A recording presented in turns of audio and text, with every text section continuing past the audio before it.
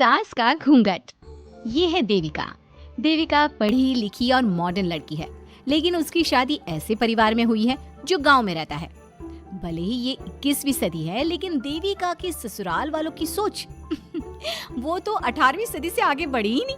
आइए जानते हैं क्या होगा जब शहर की पढ़ी लिखी और मॉडर्न लड़की फंस जाएगी संकीर्ण मानसिकता वाले माहौल में।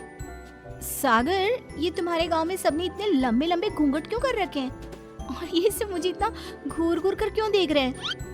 अरे यार, तुम भी घूंघट कर लो ना, इसीलिए तो देख रहे हैं सब तुम्हें। कम ऑन सागर, मैं घूंघट नहीं कर सकती। तुम्हें पता है ना मैं कौन हूँ।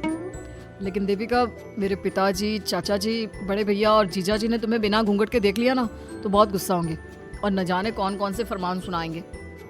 खैर चलो, देखा जाएगा जो होगा। सागर देविका से कई बार कहता है कि वो घूंघट कर ले, लेकिन देविका सागर की नहीं सुनती और अपने ससुराल के दरवाजे पर पहुंच जाती है। जब देविका वहां पहुंचती है तो देखती है कि उसकी सास बिमला, चाची सास कम्मो और जेठानी सुजाता ने लंबा सा घूंघट कर रखा था, पर उनकी ननद बीना ने घूंघट नहीं किया हुआ था। लेकिन हाँ, उसने सर पर सलीकी के साथ दुपट्टा जरूर ओढ़ा हुआ था। सागर अपनी पत्नी को सबसे मिलवा रहा होता है, तभी सागर के पिता जोगिंदर बोलते हैं, सागर, तूने बहू को इस घर के तौर तरीके नहीं समझा। हमारे घर की औरतें बिना घूंघट के किसी पर आए मर्द के सामने नहीं आती और तू इसे ऐसे ही ले आया। पिताजी, मैं समझा दूंगा। वो नई नई शहर से आई है ना, इसलिए उसे पता नहीं है। सागर की बात सुनकर उसके चाचा जी महेंद्र बोलते हैं, ये बात तो तुझे गांव में कदम रखते ही अपनी बीवी को समझानी चाहिए थी। हमारा गांव में बहुत नाम है। तेरी बीवी ऐसे गांव भर में घूमेगी तो क्या इज्जत रह जाएगी हमारी। ये बोलकर जोगिंदर और महेंद्र वहाँ से चले जाते हैं। शाम को घर की सारी औरतें खाने की तैयारी करती है। खाना तैयार हो जाता है, लेकिन घर की कोई भी औरत खाना नहीं खाती। बहुत रात हो जाती है, तब देविका कहती है, सासू माँ, खाना बने हुए तो देर हो गई, रात भी बहुत हो गई है, हम लोग खाना क्यों नहीं खा रहे हैं? अरे बहू, ये क्या बोल रही हो? हमारे यहाँ घर की औरतें तब तक खाना नहीं खाती जब तक घर के मर्द खाना ना खा ले। लेकिन इतनी देर हो गई, आप सबको भूख नहीं लग रही क्या? तभी देविका की जेठानी सुजाता कहती है, लग तो रही है, लेकिन यहाँ की यही रीत है, ये निभानी तो पड़ेगी ना। भाभी जी, ये रीत नहीं है, औरतों को प्रताड़ित करने का एक तरीका है। अगर इस घर के आदमी पूरी रात नहीं आए तो पूरी रात खाना नहीं खाओगी क्या? देविका ये बोलकर सीधा सागर के पास जाती है। सागर उसे समझाता है, देविका, यहाँ ऐसा ही होता है, तुम थोड़ा सब्र कर लो, पिताजी और चाचा जी आते ही होंगे, फिर हम सब खाना खाएंगे। सागर देविका को समझा ही रहा था, तभी देविका की ननद वीना आकर कहती है, सागर, खाना खाने आ जाओ, पिताजी और चाचा जी आ गए हैं। चलो देविका, तुम्हारा इंतजार खत्म हुआ। सागर खाने के लिए बैठ जाता है। जब सब खाना खाने बैठते हैं तो देविका भी बैठ जाती है। सागर धीरे से उसे कहता है, अरे देविका, ये क्या कर रही हो?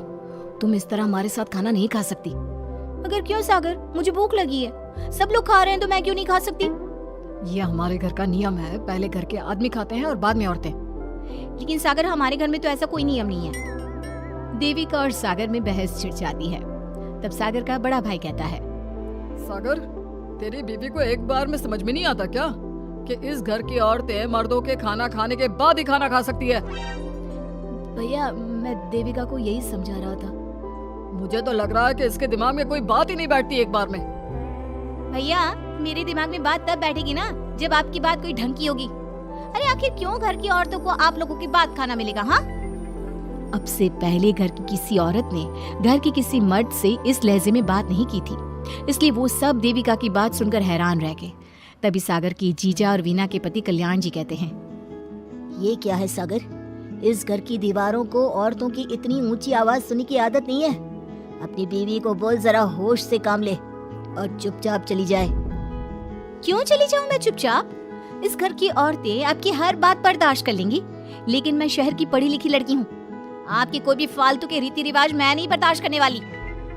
इस तरह देविका ने सारे घर की औरतों के लिए मिसाल पैदा कर दी। जोगिंदर के घर में पहली बार किसी महिला ने विरोध का स्वर उठाया है। ये बात घर के किसी मर्द को बर्दाश्त नहीं हो रही है। तभी जोगिंदर कहता है, महेंद्र, मोहन, इस बेशर्म लड़की को कमरे में बंद कर दो और आज इसे कोई खाना नहीं देगा। अगर किसी ने इसे खाना दिया तो मैं उसे जिंदा नहीं छोड़ूंगा। महेंद्र और मोहन उसे कमरे में बंद कर देते हैं और उसे खाना भी नहीं देते। रात के 3 बज जाते हैं। भूख की वजह से देविका को नींद भी नहीं आती। तभी उसे कुछ महसूस होता है। ऐसा लग रहा है कोई दरवाजा खोल रहा है, लेकिन इतनी रात को कौन हो सकता है? कहीं सागर तो नहीं? देविका उम्मीद भरी नजरों से दरवाजे की तरफ देखती है, लेकिन दरवाजा खोलने वाला सागर नहीं बल्कि विमला और कम्मो है। माँ जी, चाची जी, आप दोनों? बहू, ये ले, हम तेरे लिए खाना लाए हैं, खा ले। और ये बात ना तो किसी को बताना मत कि हमने तुझे खाना दिया है, नहीं तो हमारे मर्द मार मार कर हमारा बुरा हाल कर देंगे। माँ जी, आप यहाँ इतना घुट घुट कर क्यों रहती हो? देविका, अब तू भी इस घर की बहू है, तू भी हमारी तरह रहना सीख ले। इस घर के कायदे कानून अपना ले। इस घर के मर्द तो कभी बदलने वाले हैं नहीं बहू, तो तू ही बदल ले अपने आप को। माँ जी, बदलाव अच्छे के लिए हो तो हमें बदलना चाहिए, बेकार और बेतुकी बातों का तो विरोध करना चाहिए। दोनों ने देविका को समझाने की कोशिश की, लेकिन देविका ने उल्टा उन्हें ही समझा दिया। इसी तरह एक दिन देविका किसी बात पर जोर जोर से हंस रही थी, तभी देविका की सास विमला ने उसे टोकते हुए कहा, अरे बहू, तू इतनी जोर जोर से क्यों हंस रही है? हमारे घर की औरत इतनी जोर जोर से नहीं हंसती। विमला अपनी बहू को समझा रही थी कि तभी महेंद्र बोलता है, अरे कम्मो, कौन है ये औरत जो बेशर्मों की तरह जोर जोर से हंस रही है? तभी कम्मो और देविका बाहर आ जाती हैं। जी जी जी, वो मैं हंस रही थी चाचा जी, अब आप लोग हंसने पर भी पाबंदी लगाओगे क्या? तुम जैसी बदतमीज लड़कियों से मैं बात नहीं करना चाहता, लेकिन कान खोलकर सुन लो, इस घर की औरतें इतना जोर जोर से नहीं हंसती। और हाँ, तुम्हें पहले ही बता चुके हैं कि इस घर की दीवारों को औरतों की तेज आवाज सुनने की आदत नहीं है। इस घर की दीवारों को आदमियों की ऊंची आवाज सुनने की आदत है, लेकिन औरतों की नहीं। चाचा जी, आपके घर की दीवारें तो बहुत दोगली है।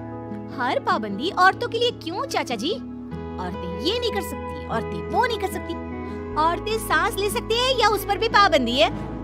चुप हो जाना बहू, मत बोल और घूंघट कर ले, ये तेरे चाचा ससुर है, थोड़ा तो लिहाज कर।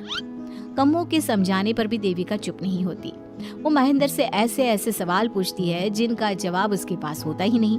महेंद्र गुस्से से सागर को आवाज देता है। महेंद्र की आवाज सुनकर घर के सभी आदमी बाहर आ जाते हैं। जी जी चाचा जी, आपने बुलाया? अपनी मुंह जोर बीवी को यहाँ से ले जाने तो कुछ अनर्थ हो जाएगा। क्या हुआ चाचा जी? तेरी बीवी जिस तरह से मुझसे बात कर रही है, छोटे बड़े की तमीज नहीं है इसे। कम से कम 7 दिन तक ये कमरे से बाहर नहीं निकलनी चाहिए। अगर इसे मैंने कमरे से बाहर देख लिया तो किसी की खैर नहीं, समझे? पर मैंने कुछ गलत नहीं बोला। सागर, जो सच है मैंने वही कहा है। देविका, चलो मेरे साथ। लेकिन सागर, मेरी बात तो सुनो। सागर देविका को वहाँ से ले जाता है। इसी तरह से कई दिन बीत गए। अब देविका अपने ससुराल में हर गलत बात का विरोध करने लगी, लेकिन जितना ज्यादा वो विरोध करती, उसके ससुराल वाले उस पर उतना ही ज्यादा अत्याचार करते।